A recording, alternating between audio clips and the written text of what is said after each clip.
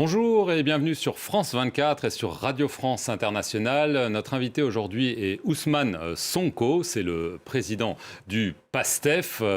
C'est d'ores et déjà un candidat déclaré à l'élection présidentielle prévue en 2024 au Sénégal. Et avec moi pour cette interview, Christophe Boisbouvier de RFI. Ousmane Sonko, bonjour. Bonjour M. Boisbouvier. Bonjour M. Perelman. Monsieur Sonko, vous êtes accusé de viol par une employée d'un salon de massage de Dakar, une accusation que vous niez farouchement. C'est un cas qui dure depuis presque 2 ans maintenant. Une question toute simple toutefois. Pourquoi est-ce que dans cette procédure, vous avez refusé un prélèvement d'ADN? Parce qu'après tout, ça aurait pu clarifier les choses une fois pour toutes. D'abord, on n'est pas en face d'un dossier judiciaire, on est en face d'un complot d'État. Et la procédure a établi le contrôle. Vous savez, un des éléments les plus importants, c'est qu'il y a eu un rapport interne de la gendarmerie, commandité par l'ancien commandant-chef de la gendarmerie. Et ce rapport a établi qu'il y a eu un complot d'État qui a commencé avec des proches du président de la République, Macky Sall, et qui s'est poursuivi jusqu'au président lui-même. Et je vais m'expliquer. Lorsque cette affaire a éclaté, j'ai très tôt dit que c'était un complot d'État parce qu'il n'a jamais été question de viol et il ne sera jamais question de viol me concernant. Lorsque tous ces éléments-là sont réunis, établissant un complot jusqu'au plus haut sommet de l'État, pensez-vous que quand un État prépare un complot, il va laisser ces détails? Au nom de quoi je me soumettrai à un test ADN sur une procédure dont celui qui avait demandé des prélèvements est lui-même impliqué dans le complot, c'est-à-dire le procureur de la République, et qu'il a été capable, fait extrêmement gravissime, de modifier un rapport d'enquête d'un gendarme à la base pour pouvoir m'incriminer. On n'est pas dans un dossier ordinaire et c'est pourquoi je ne me soumettrai pas à ce test. Monsieur Sonko, les opposants Karim Wade et Khalifa Sall ont une condamnation qui, a priori, les empêche de se présenter. L'ancienne première ministre, Mme Aminata Touré, qui vient de déclarer sa candidature, elle est aussi mise en cause, cette fois dans la presse, pour sa gestion au Conseil économique et social. Si vous-même, vous êtes renvoyé en procès puis condamné, vous ne pourrez pas être candidat l'année prochaine. Est-ce que vous pensez que c'est une stratégie délibérée ou pas? Mais vous avez la réponse à votre question. Vous savez très bien que depuis que Macky Sall est président de la République du Sénégal, on assiste à un phénomène inédit. C'est la première fois au Sénégal qu'un président de la République choisit qui doit aller à une élection. Le président Macky Sall, il sait qu'il ne pèse plus absolument rien au Sénégal. Il est passé de 65% de score en 2012 lorsqu'il est arrivé au pouvoir à 46% lors des dernières élections législatives, c'est-à-dire qu'il est minoritaire et minorisé dans ce pays. Il sait que tous les Sénégalais lui ont tourné le dos à cause de sa gouvernance calamiteuse. Mais aujourd'hui, sa stratégie, c'est de communiquer sur l'international, de se présenter comme le seul capable de diriger le Sénégal, de gérer les intérêts internationaux, d'assurer une stabilité du Sénégal dans un contexte sous-régional et régional extrêmement perturbé. Et ce discours semble passer. Parce que, pour ce faire, il instrumentalise un certain nombre de contextes. D'abord, le contexte du terrorisme. Aujourd'hui, Macky Sall présente son opposition au sein de l'Union européenne, au sein de l'Occident, de la communauté internationale, comme une opposition irresponsable, terroriste, une opposition qui veut déstabiliser le pays, une opposition qui serait contre les intérêts des Occidentaux. Le tableau que vous avez dressé est vrai, vous pouvez élargir la liste. Aujourd'hui, Barthélémy Diaz, maire de Dakar, est sous le coup d'une condamnation. Il est à la dernière phase, la cassation. Si la condamnation est définitive, non seulement il ne peut pas candidater, mais ses mandats de maire de Dakar et de député de l'Assemblée nationale sont compromis. Beaucoup d'autres opposants sont aujourd'hui dans ce cas-là. Qui donc va compétir en 2024 contre le candidat de Macky Sall parce que lui n'a pas le droit d'être candidat? Et ça ne relève pas de la démocratie et le peuple sénégalais ne l'acceptera pas. Alors justement, vous venez de soulever un point qui fait débat et qui fera débat, à savoir la question du troisième mandat. Alors Macky Sall n'a pas encore dit s'il comptait briguer ou pas un nouveau mandat. Il estime toutefois qu'en raison de la nouvelle constitution de 2016, il en a le droit parce que les compteurs des mandats présidentiels seront remis à zéro d'après lui. On entend certains de ses proches l'encourager à y aller. Alors, d'une part, en a-t-il le droit d'après vous?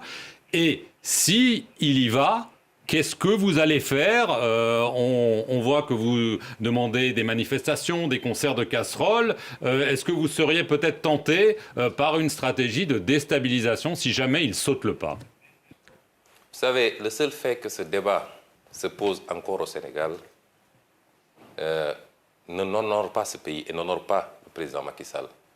N'oubliez pas qu'en 2012, c'est le président Macky Sall qui était à la pointe de la contestation contre la troisième candidature du président Abdoulaye Wade. Au point d'être dans les manifestations à la place de la nation, muni d'un petit matelas et se disant prêt même à y passer les nuits s'il le faut. Pensez-vous que moralement, un homme qui a eu cette position, cette posture et qui a mené ce combat-là, puisse se retrouver 12 ans plus tard dans la même situation où c'est sa place qui a changé, c'est lui aujourd'hui qui veut forcer une troisième candidature. C'est une honte pour le Sénégal, c'est une honte pour l'Afrique que ce genre de débat ne se pose que chez nous. Quand on a gouverné de la manière dont il a gouverné, avec des scandales à l'appel impliquant ses proches, ses beaux-frères, ses frères, ses parents, tous ces gens qu'il a mêlés à sa gouvernance. Quand on a gouverné par la brimade, en instrumentalisant la justice, en libérant les forces de défense et de sécurité sur les gens, quand on a gouverné de cette manière, on a toujours peur des lendemains. Mais sur le plan juridique, tous les constitutionnalistes sénégalais, vous voyez que chaque jour ou chaque semaine, il y a des panels. Je n'ai pas encore vu un constitutionnaliste qui dise le contraire. La question de la durée des mandats n'a rien à voir avec la question de la limitation des mandats. Et nul ne peut faire 2 mandats consécutifs. Cette phrase qui figure dans l'article 27 de la Constitution a résumé la question. Qu'est-ce qui va se faire? Cela relèvera du peuple sénégalais. Vous savez, ce n'est pas une question de Ousmane Sonko ou de X ou de Y. La preuve, s'il y a une question qui fait consensus entre l'écrasante majorité du peuple sénégalais, la société civile sénégalaise, les acteurs politiques de l'opposition et même des acteurs politiques du pouvoir, parce que de plus en plus des voix s'élèvent dans le pouvoir. On a même des démissionnaires qui disent rendre le tablier parce qu'ils ne peuvent pas admettre ce débat sur le troisième mandat. Le moment venu, le peuple sénégalais, qui est un grand peuple, qui a montré dans le passé son attachement à la démocratie, mais son attachement au respect d'un certain nombre de principes, ce peuple-là aura son mot à dire. Monsieur Sonko, lors de votre candidature officielle, c'était au mois d'août dernier, vous avez accusé Macky Sall de susciter des dossiers de terrorisme, de rébellion, de viol imaginaire, fabriqués avec le soutien de la France. La France aurait donc participé à un complot contre vous? C'est grave, ça, comme accusation. Ce que je veux dire, c'est qu'aujourd'hui, il y a un comportement. Pourquoi on l'avait dit? Justement, c'était que parce que vous, en tout cas un de vos organes, en l'occurrence France 24, RFI, s'était déplacé à Dakar pour faire un reportage tendancieux contre ma personne en essayant d'exploiter ce dossier de viol. Et de manière totalement partielle. Et aujourd'hui, lors des dernières discussions, en tout cas, des échanges qu'on a eu hier avec des responsables de RFI, eux-mêmes reconnaissent ce traitement tendancieux. Et au-delà de RFI, qui aujourd'hui est une chaîne française, il y a un certain nombre d'actes que la France pose qui nous fait penser, nous, opposition, de manière générale, que la France prend fait et cause pour Macky Sall pour des raisons qui lui sont propres. Et sur ces problématiques-là, nous voulons appeler la France à revoir sa position. On a été dépeints comme étant des anti-français notoires. Nous n'avons rien contre la France, ni contre aucun autre pays. Nous avons un discours qui peut gêner parce que c'est un discours qui appelle à une rupture dans les relations. Il y a des traditions séculaires entre le Sénégal et la France. Mais il y a que ces traditions sont assises également sur des relations qui ne sont pas totalement roses pour le Sénégal. Nous sommes au XXIe siècle. Le monde est en train de changer, je l'ai dit tantôt. La carte géopolitique du monde doit appeler chacun à revoir son attitude. Il ne s'agit plus de placer un président, de lui apporter un total soutien, tant qu'il accepte la coopération telle que vous la voulez ou telle que vous l'entendez. Nos pays aspirent à autre chose et nous voulons continuer des partenariats, mais dans le sens d'un partenariat gagnant-gagnant. Et ça appelle à une révision d'un certain nombre d'axes, au niveau économique surtout, mais également sur beaucoup d'autres plans. Sur le plan international, c'est qu'il y a un fait inédit. Depuis quelque temps, nous nous rendons compte que la communauté internationale établie au Sénégal semble avoir même peur d'entrer en contact avec l'opposition. Et à chaque fois que c'est programmé, que ce soit l'Union européenne ou toutes les autres instances de la communauté internationale, c'est déprogrammé à la dernière minute. Et on nous dit que ce serait un veto du président Macky Sall. Et nous voulons dire à cette communauté internationale que l'opposition sénégalaise est une opposition responsable, ouverte sur le monde, qui connaît la tradition et l'histoire de la coopération au Sénégal, qui en aucun cas ne peuvent être interrompues. Mais que nous voulons des discussions beaucoup plus sereines, beaucoup plus ouvertes et orientées vers des partenariats constructifs et bénéfiques, c'est-à-dire des partenariats gagnant-gagnant, dans la gestion de nos ressources naturelles, dans la passation des marchés publics, dans la gestion d'un certain nombre d'éléments extrêmement sensibles que nous avons en commun et en partage, et qui, mal gérés, rejaillissent sur les phénomènes que nous connaissons, notamment cette immigration qui pose problème à l'Europe. Monsieur Sonko, vous dites que vous n'êtes pas contre la France. On a vu des manifestations anti-françaises et parfois pro-russes dans plusieurs capitales africaines. On a vu l'arrivée de mercenaires russes au Mali, peut-être au Burkina Faso. Quelle est votre appréciation de cette arrivée des Russes sous différentes formes? Est-ce que la Russie est un partenaire de confiance qui pourrait se substituer à la France?